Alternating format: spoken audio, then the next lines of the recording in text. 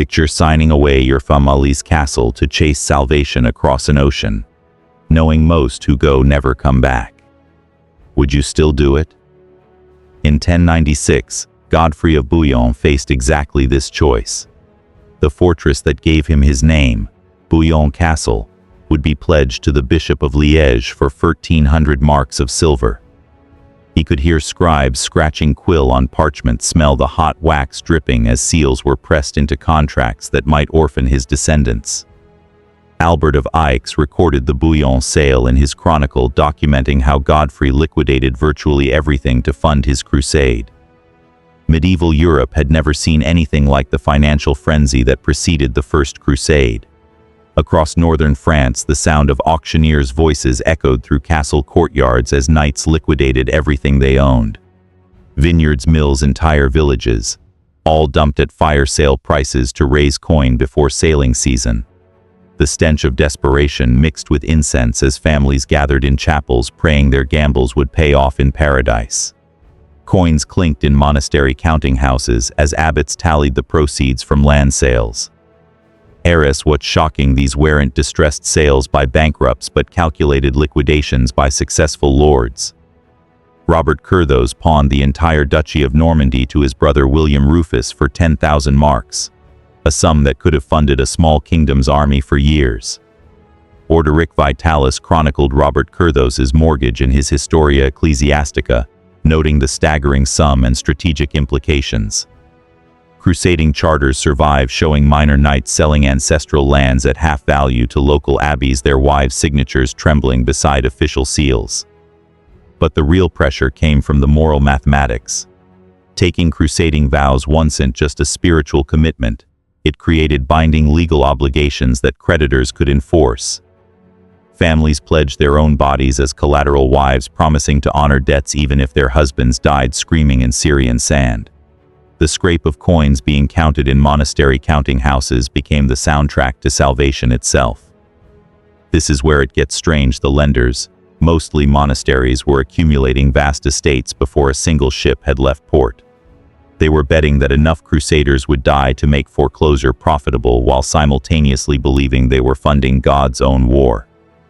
Abbots calculated interest rates, while copying out prayers for the very men whose debts they hoped to collect from widows and orphans. In Venice's shipyards, hammers ring and pitch boils as a patrician signs a contract to move thousands of armed pilgrims, for a fee now and a slice of whatever cities fall later. Doge Domenico Michiel scratches his signature on parchment that smells of fresh ink and wax, binding Venice to transport an entire crusading army. The risk could bankrupt the Republic, but Michiel knows something modern investors would recognize: the biggest returns come from betting on wars. The contract's terms echo through counting houses where merchants whisper over ledgers. Chains rattle as sailors load armor onto decks, their shouts mixing with the splash of oars testing harbor waters. Michiel's deal promises immediate payment for ships and supplies, plus a stunning third of Tyre's wealth if the port falls. Venetian galleys creak under armor weight, while sailors curse the extra passengers who vomit over their railings. These aren't charity missions. They're a calculated gambles where maritime law meets holy war. Harry's what's shocking: Venetian merchants routinely charged crusaders interest rates of 20 to 30% through bottomry loans, money borrowed against ships that only gets repaid if the vessel survives. As William of Tyre recorded in his chronicle, the Pactum Warmundi of 1123 granted Venice sweeping tax exemptions and entire streets in conquered Tyre. The air thick with salt spray and sweat-soaked wool, Michiel transforms salvation into spreadsheets, turning pious vows into enforceable contracts sealed with crusader blood. Pressure mounts as departure dates approach and promised armies shrink. The stench of tar mingles with incense as priests bless hulls that carry both pilgrims and profit margins. Genoese competitors pool capital for their own fleets, while Pisan investors sweat over commenda agreements. Partnerships where money flows east and spices return west. Every ship that sails carries someone's children's inheritance as cargo. This is where it gets strange. Merchants like Michiel often offered below-market transport rates, because the real treasure wasn't passenger fees. It was permanent trading privileges that would generate wealth for centuries. When Tyre falls in 1124, Venice claims its promised third, establishing fondacci that function as cities within cities. Fulcher of Chartres observed how these Venetian enclaves operated under their own laws, exempted from local tolls and taxes. Cities within cities. Fulcher of Chartres observed how these Venetian enclaves operated under their own laws, exempted from local tolls and taxes. Michiel's risky bet delivers returns that dwarf any single voyages. The Crusade contract becomes Venice's financial DNA, copied across generations of merchant princes. Michiel's descendants inherit not just gold but legal charters granting toll-free passage through every port they helped capture. Today's project finance works identically. Investors accept present risks for future monopoly rights, whether in medieval spice routes or modern infrastructure deals. But high-risk trade still needs a way to move funds across thousands of miles safely. Who makes the money appear at Acre when it was pledged in Paris? Revised section. A knight rides into a Templar house in London with a parchment and rides out from Acre with cash. Everard de Barre watches the transaction unfold. No chests, no guards, no pirates. Just parchment crackling between gloved fingers and the soft thud of a lead seal pressed into warm wax, releasing the acrid scent of hot beeswax. This is banking revolution dressed in white mantles, and de Barre has just made King Louis XI's campaign possible with nothing but trust.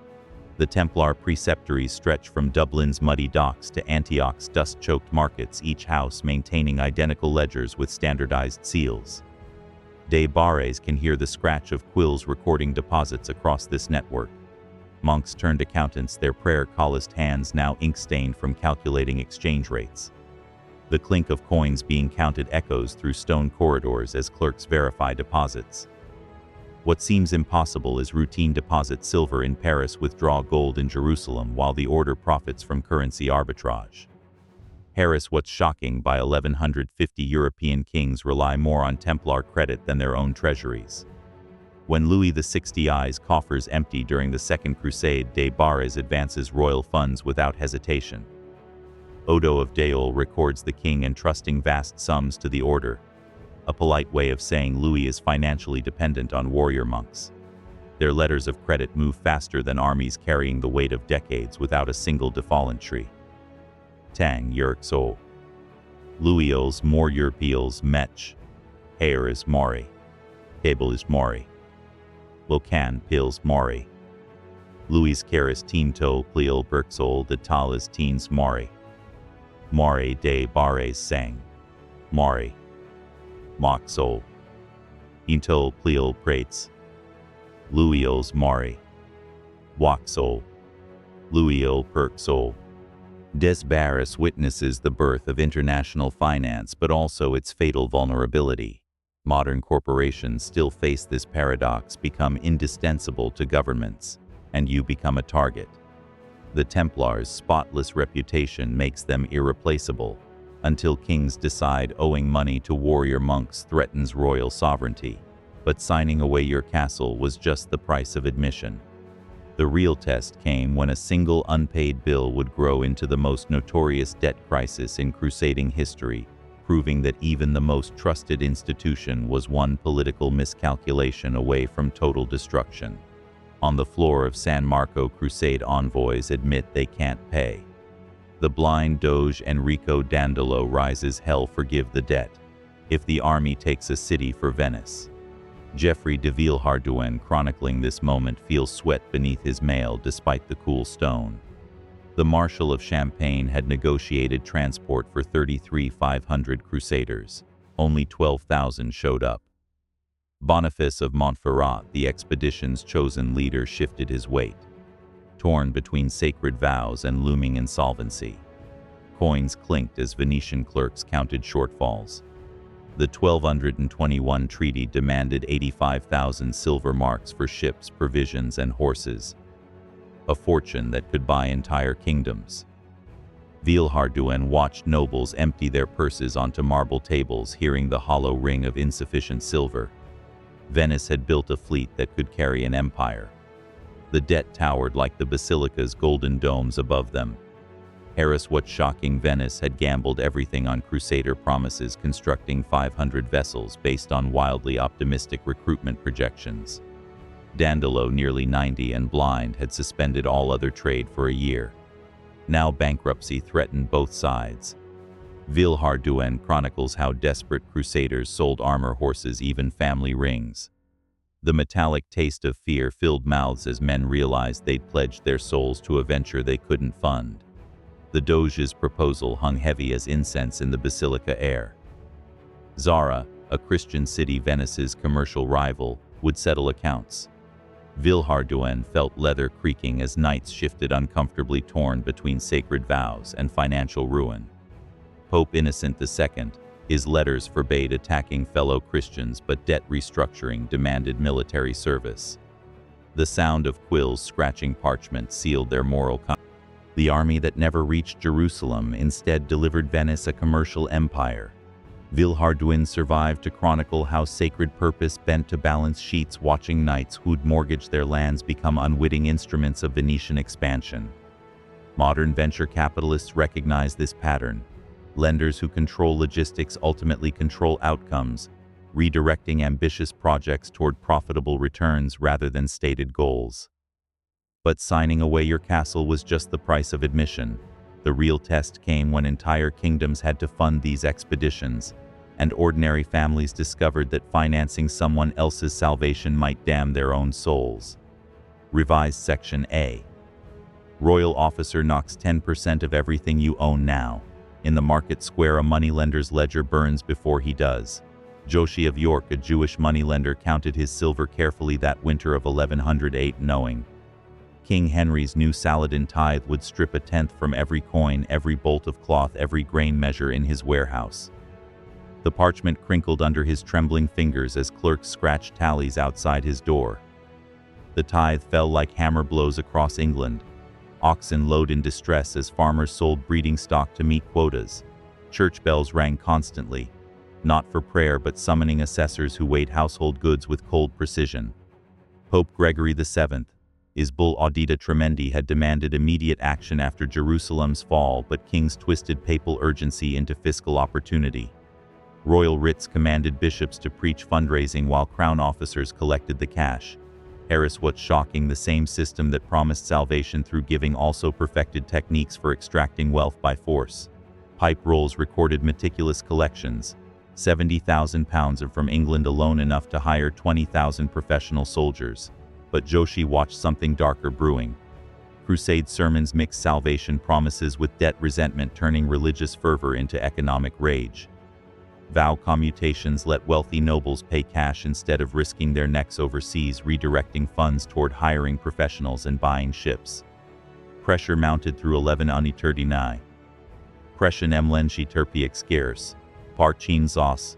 Esirtin through. Mas kilos sauce. Crusades chalking very cassinchias. Popes nigh. Mas kilos bait. Mas kilos chalking frains tolls. The crisis peaked at York in March 1190. Jose and 150 Jews barricaded themselves in Clifford's Tower as crusade rhetoric fused with debt hatred into lethal scapegoating. William of Newburgh recorded the terrible mathematics: kill the moneylenders, burn their ledgers, erase your debts, and call it holy work. Wood splintered as attackers breached the doors. The stench of burning parchment mixed with human flesh as communities chose murder over repayment. What seems insane to us made perfect sense then. Crusade fundraising had transformed financial obligation into religious warfare. Crown opportunism sealed the transformation.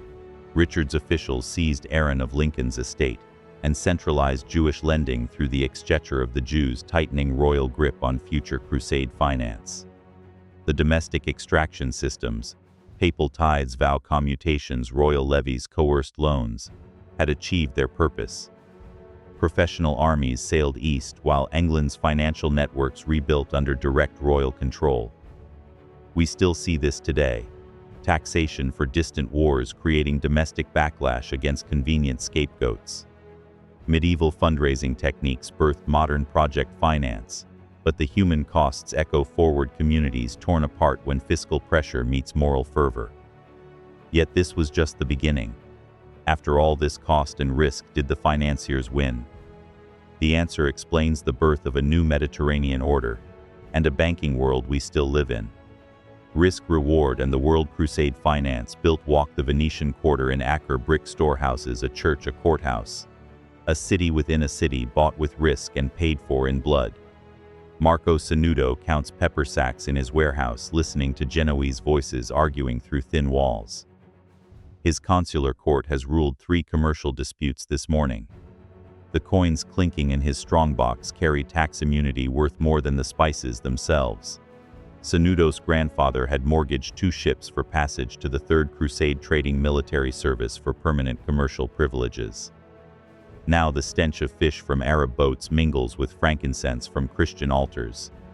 Every sunrise brings Muslim merchants to his doorstep, honoring treaties signed in siege smoke. The scratching of his quill on parchment writes contracts his enemies' fathers would have called blasphemous. Here is what's shocking: Venice, Genoa, and Pisa extracted more wealth from losing Crusader states than most European kingdoms earned from victory. William of Tyre docked their quarters in Acre, Tyre, and Antioch operated as sovereign territories. Complete judicial immunity, 0 customs duties, preferential docking rights. Sanudo's ledgers record deals with Saladin's nephews. Templars stored his gold in Jerusalem 1 month, Damascus the next. Commerce flowed regardless of whose banners flew overhead. Ibn Jubayr noted Muslim merchants trading freely in Christian quarters, honoring contracts that transcended religious boundaries. The military order's banking networks hum with activity that makes Sanudo nervous. Templar treasurers count revenues from French royal taxes while their sergeants drill in courtyards. He hears whispers that King Philip owes them more than his kingdom's annual income. The grinding of sword sharpening mingles with the soft thud of gold dropping into collection boxes. Power this concentrated invites powerful enemies.